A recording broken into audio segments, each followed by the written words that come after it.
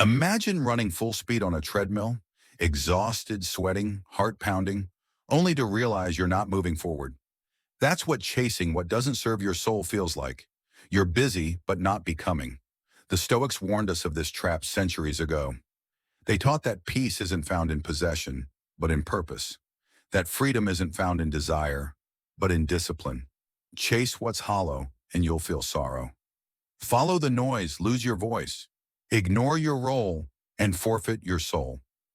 In this video, we'll explore 7 powerful reasons why letting go of what drains you, whether it's toxic relationships, empty ambitions, or superficial goals, is not just a spiritual choice, but a stoic necessity. Because when you don't, here's what's at risk. You become a slave to your desires. You waste time chasing illusions. You lose touch with your inner compass. So if you're tired of feeling scattered, misaligned, and unfulfilled, this message is for you. Hit that like button, subscribe for more soul-centered Stoic wisdom, and stay to the end where we'll help you ask the one question that might just change your life. Number 1, it distances you from the only true good, virtue. The Stoics were clear on one thing. Virtue is the only true good. Virtue to them meant living with wisdom, courage, justice, and temperance, qualities that are entirely within your control and define your character. Everything else, wealth, reputation, appearance, success, is what they called indifference. These aren't inherently good or bad. They might be preferred if they come along, but they are never the measure of your worth.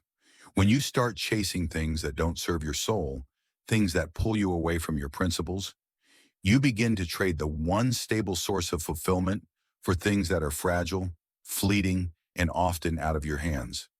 It's like a tortoise abandoning its shell because it envies the speed of the hare. In chasing something that isn't natural to its nature, it leaves behind its one true form of strength, its protection. Likewise, when you chase money at the expense of justice, or cling to relationships that rob you of self-respect, you abandon the solid ground of virtue. You become exposed, vulnerable, led by impulse rather than principle. Marcus Aurelius said it best, just that you do the right thing, the rest doesn't matter.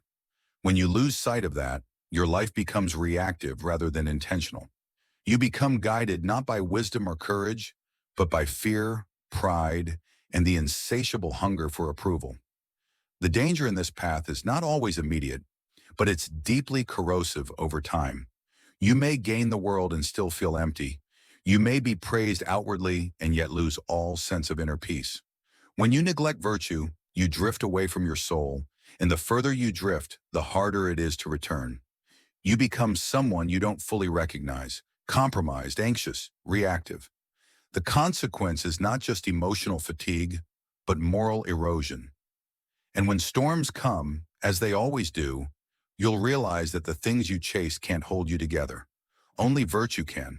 And if you've neglected it for too long, the foundation may no longer be there when you need it most. Number 2, you become a slave to what you desire. Epictetus, who knew the literal condition of slavery, offered one of the most liberating truths in Stoic philosophy. True bondage doesn't come from your external circumstances. It comes from your inner attachments.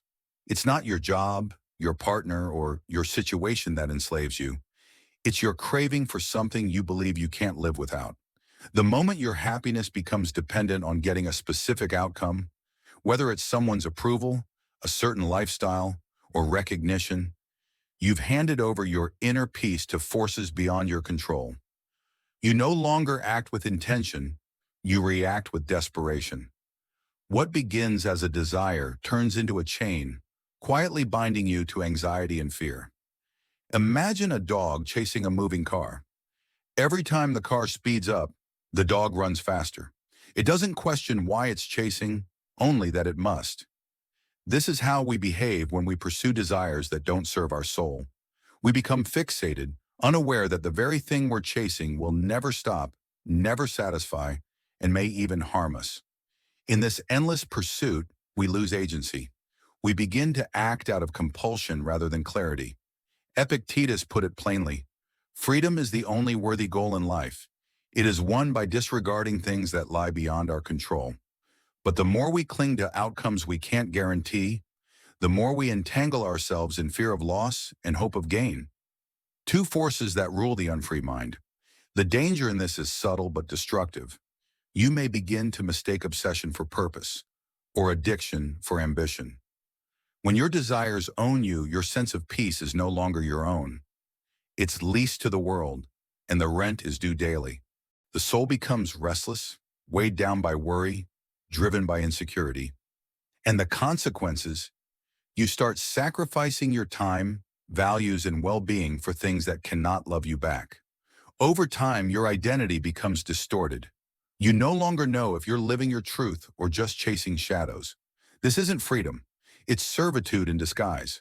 To reclaim your life, you must reclaim your power to choose. Not just what you pursue, but why. Only then can you step out of the cage built by your own unchecked desires. Number 3, peace is found in acceptance, not acquisition. One of the most persistent illusions in modern life is the belief that peace lies just one step ahead, just after we get the promotion, find the right partner, or achieve some long-desired goal. But the Stoics knew that this kind of striving is a trap, not a path to serenity. Real peace isn't found in acquiring more, but in learning to accept what is. Acceptance is not passivity. It's the active decision to live in alignment with reality rather than wrestling it into a shape we think will finally make us happy. When you chase things that don't serve your soul, you postpone peace in the name of progress, always thinking it's one more achievement away. Picture a man in a boat paddling furiously upstream, convinced that the river flows backward toward peace.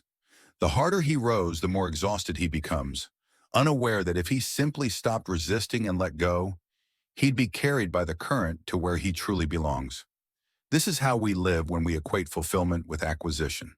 We accumulate things, chase recognition, overextend ourselves, believing this is the price of peace. But it never arrives. Seneca warned us, it is not the man who has too little, but the man who craves more, that is poor. The endless craving blinds us to the richness of what we already have, creating a poverty of spirit that no amount of success can fill. The danger of this mindset is quiet but corrosive. You may become externally accomplished but inwardly hollow, constantly anxious that you're falling behind or missing out. Life becomes a series of finish lines that only lead to new races. In the process, your soul is neglected, stretched thin by the constant reaching. The consequence is that you never truly rest.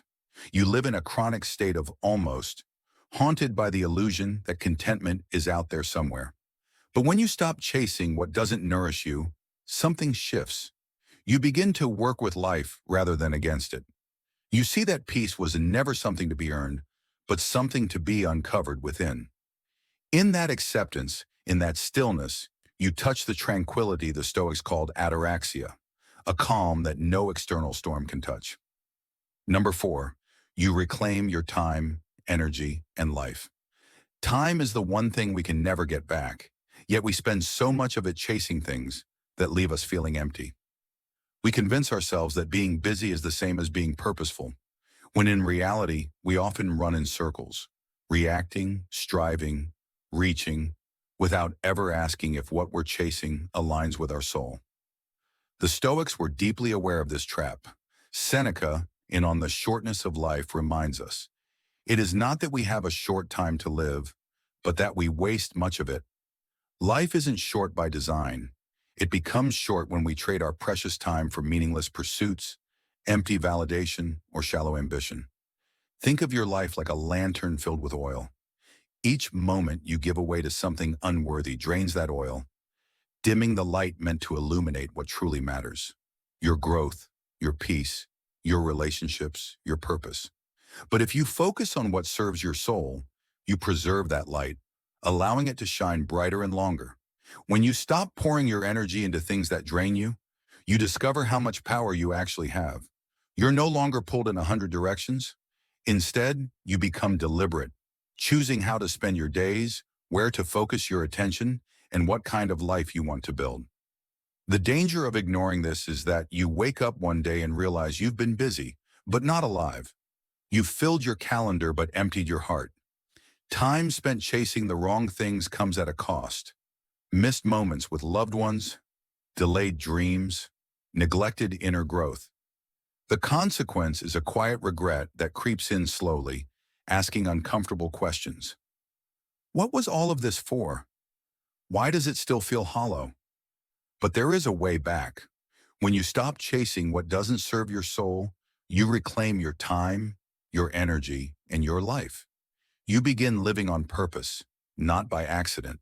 The soul, when no longer distracted by the superficial, begins to flourish in the stillness. You realize you never needed more time. You just needed to stop giving it away to the wrong things. Number 5, you begin to live according to nature. To live according to nature, as the Stoics taught, is not to retreat from the world, but to align yourself with your deepest and most noble instincts: reason, virtue, cooperation, and inner discipline. Human beings are not random creatures of desire. We are wired for purpose, for wisdom, for justice. When we chase things that don't serve the soul, be it shallow pleasures, social approval, or manipulative ambitions, we're living against that nature. We may succeed outwardly, but we fracture inwardly. Marcus Aurelius urged us to remain simple, good, pure, serious, unpretentious, reminding us that our highest calling is not conquest or validation, but inner integrity. Imagine a tree trying to grow sideways, because all the other trees are leaning that way. It stretches unnaturally, away from the sunlight, warping its form in search of belonging. Eventually it becomes unstable, fragile, unable to weather storms. That's what we do when we live out of sync with our nature. We twist ourselves for likes, recognition, and external gain. But the soul keeps score. It senses when we compromise our principles, and that quiet unease builds over time. We lose the inner ease that comes from knowing we are living rightly. And the more we force a life that isn't true to who we are, the more life itself begins to resist us. The energy drains, the relationships strain, and peace feels increasingly out of reach. The danger in chasing what contradicts your nature is subtle but profound. You may achieve a version of success that society admires, but it comes with a cost: chronic dissatisfaction, self-betrayal, and an erosion of your moral compass. The consequence is a kind of spiritual exhaustion, a heaviness that lingers no matter how good things look on the outside. But when you return to what is natural, acting with reason, speaking with honesty, serving others, honoring your values, something shifts. Life no longer needs to be forced. You begin to move with, not against, the current of your own being. You no longer need to chase because you're no longer lost. You're simply walking the path your soul was always meant to take, steady and grounded. That is where real strength and serenity live. Number 6, suffering arises from misplaced attachments. The Stoics taught that suffering doesn't come from the things that happen to us, but from how we interpret and cling to them. They weren't cold or emotionless, but wise in their understanding of human vulnerability. We suffer most when we place our peace in the hands of things we don't control: other people's opinions, fleeting pleasures, or uncertain outcomes. When you chase what doesn't serve your soul, you begin to attach your worth to external conditions that shift like sand. The soul becomes restless, constantly adjusting itself to meet something outside its grasp, and every shift becomes a potential wound. Consider a person gripping a thorny vine in the hope that it will pull them to safety. The tighter they hold, the more they bleed. Yet they're convinced letting go would mean falling. This is how we cling to our attachments, believing they will save us while they slowly hurt us. For example, someone who builds their self-worth around social media praise will feel high when the likes pour in, but crushed when silence follows. Their emotional state is no longer theirs. It belongs to an algorithm. As Epictetus said, it is not things themselves that disturb us, but our opinions about them. The real pain comes not from the world, but from our belief that we need it to go a certain way in order to be okay. The danger of these attachments is that they place you in a constant state of vulnerability. You become emotionally fragile, dependent on circumstances beyond your control to feel whole. The consequence is a life ruled by anxiety, jealousy, and disappointment. A life lived reactively instead of mindfully. But the moment you stop chasing what doesn't serve your soul, you begin to reclaim your inner freedom. You loosen your grip on the thorny vine and realize you never needed to hold it in the first place. This doesn't mean withdrawal from life, but a return to the part of life you do own, your mind, your actions, your perspective. When you detach from illusions and false promises, what remains is something far sturdier, peace rooted in wisdom, not circumstance. And from there, suffering no longer defines you. You begin to live from the inside out. Number 7, you make room for what truly matters. When your life is filled to the brim with pursuits that don't nourish your soul, it's like trying to grow a garden in soil already cluttered with weeds and debris. There's no room for anything meaningful to take root. The Stoics understood this deeply, not as an argument for detachment from life, but as a call to make space for what truly aligns with our higher nature. Letting go of what doesn't serve you is not an act of loss, but an act of courage. It's not a rejection of life, it's a refinement of it. When you release the noise, the clutter, the striving that wears you down, you open yourself to clarity, to presence, to peace. Imagine carrying a backpack overflowing with rocks, each one representing a toxic relationship, a superficial goal, or someone else's expectation. The weight slows you down, distorts your posture, and distracts your mind.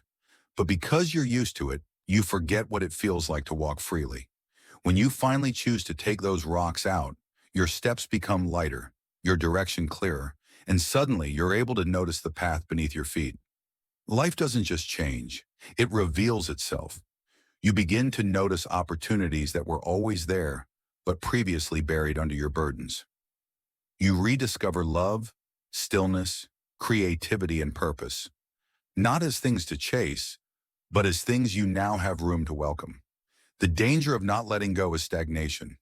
You become trapped in a life that feels busy but barren, surrounded by noise, yet deeply disconnected from what matters. The consequence is not only missed opportunities, but a soul that slowly withers from lack of nourishment. As Marcus Aurelius reminded us, suffering from the external is a choice rooted in our judgment, and we have the power to revoke that judgment at any moment. To stop chasing what doesn't serve your soul is to reclaim that power. It's to pull the weeds so the garden can finally grow. In doing so, you don't end up with less. You end up with exactly what your soul was waiting for: space to breathe, to grow, and to finally come alive in alignment with what truly matters. Conclusion. To stop chasing what doesn't serve your soul requires courage. The courage to be misunderstood, to take the quieter path, to live on your own terms. In a world addicted to more, walking away looks like failure, but the Stoics knew better. Real success isn't climbing higher. It's stepping off the wrong ladder altogether. You don't need everyone's approval. You don't need endless applause. You don't need to prove your worth through pain. You need peace. You need integrity. You need alignment. This is the Stoic path. Not a rejection of life, but a return to it. A life lived deliberately, wisely, and soulfully. So ask yourself today, what am I chasing that doesn't serve my soul? And more importantly, am I ready to let it go?